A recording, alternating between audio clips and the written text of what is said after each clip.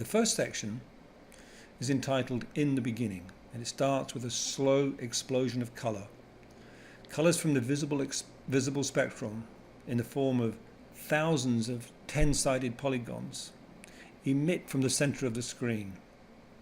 And these polygons are coloured according to the visible spectrum, here described as violet, blue, cyan, green, yellow, orange and red. The reference here is also to spectroscopy, the study of objects based on the spectrum of colour they emit or absorb.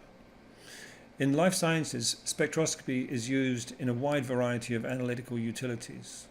For example, spectrum analysis, also known as emission spectrochemical analysis, is the original scientific method of charting and analysing the chemical properties of matter and gases by looking at the bands in their optical spectrum.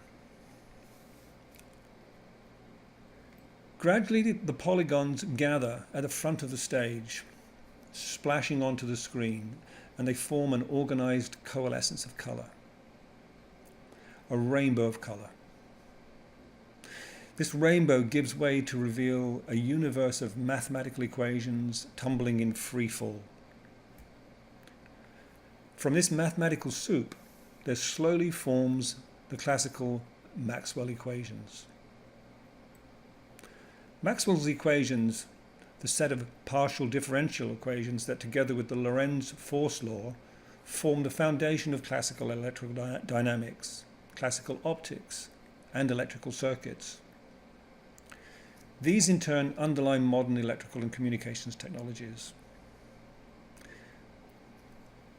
The equations grow in size, and we approach them, and we enter a sequence of barcode formation.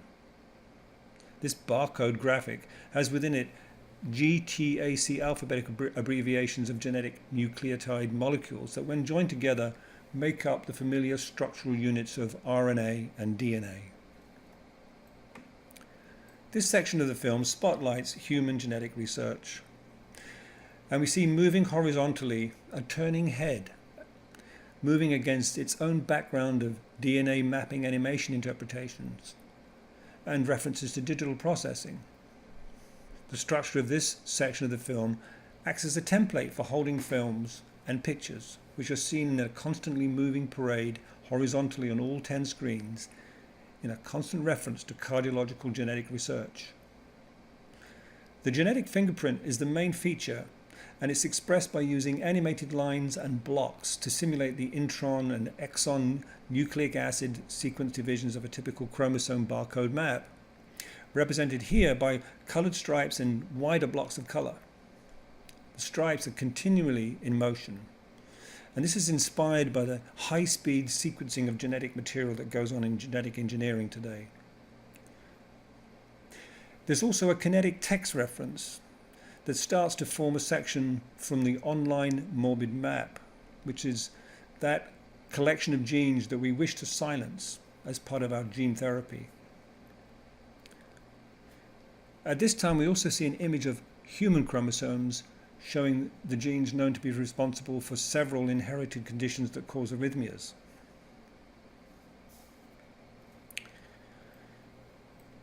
This section, with its focus on cardiology, includes CAT scan angiography films from Dr. Robert Hendel's nuclear imaging work at the University of Miami's Miller School of Medicine.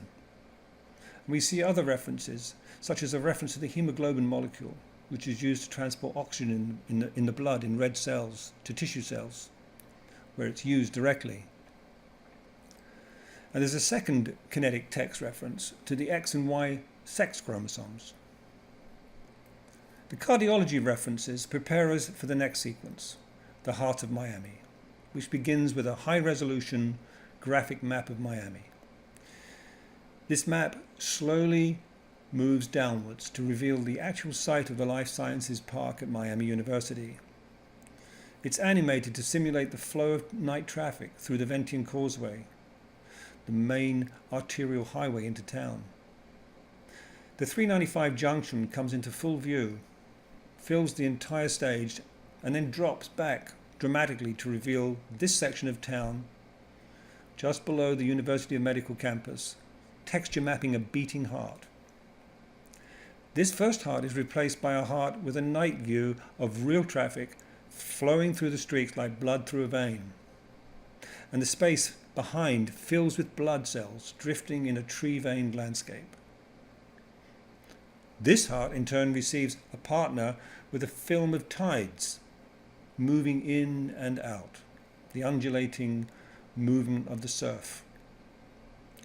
And then a third heart with a view of Biscayne Bay. And this view has a time-lapse film of day turning into night.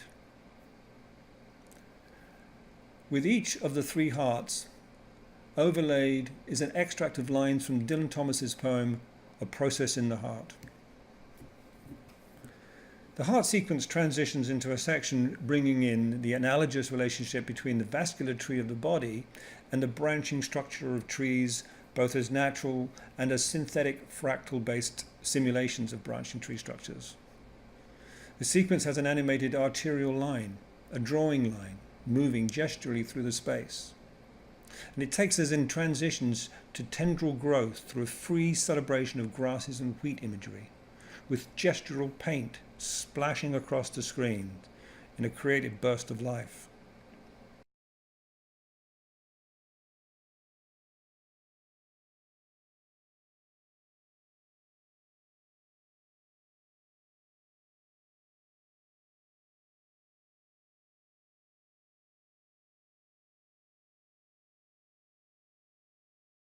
There follows a series of bursting sunflower seed heads and a gathering of numerical text from the Fibonacci number series. This is a natural pattern associated with the logarithmic spiral, and it's observable in the arrangement of seeds on the head of a sunflower.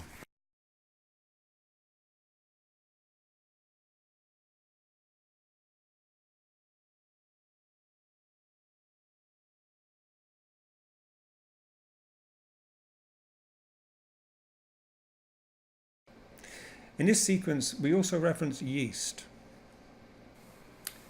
The yeast species Saccharomyces cerevisiae converts carbohydrates to alcohols and carbon dioxide, and for thousands of years the carbon dioxide has been used in baking and making of alcoholic drinks.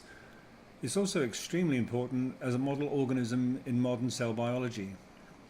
It has a life cycle that is similar to human cells, and this fact makes it an ideal source of study for the understanding of aging and Alzheimer's research.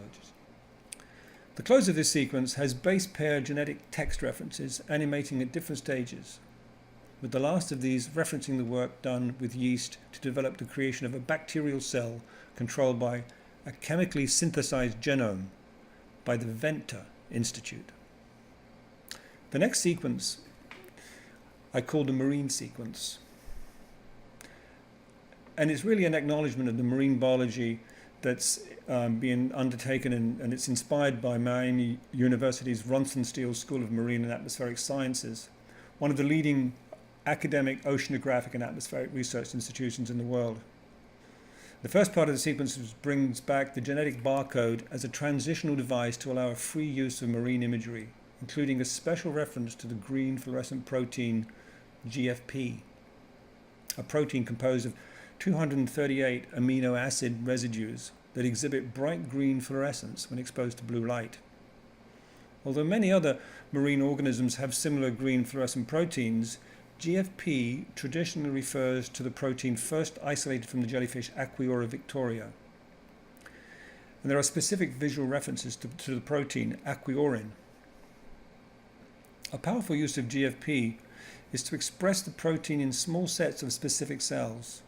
This allows researchers to optically detect specific cells in vitro or even in vivo.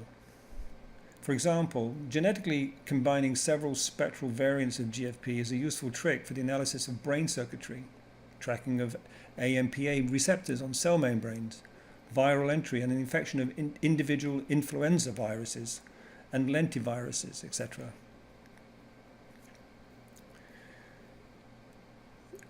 From the marine sequence, we go into a seabed sequence. And most of the research for this section focuses on references to Dr. Crawford and Oleksiak's work at the Rothenstein School of Atmospheric Sciences. on the teleofish Fundulus heteroclitus, more commonly known as the killifish.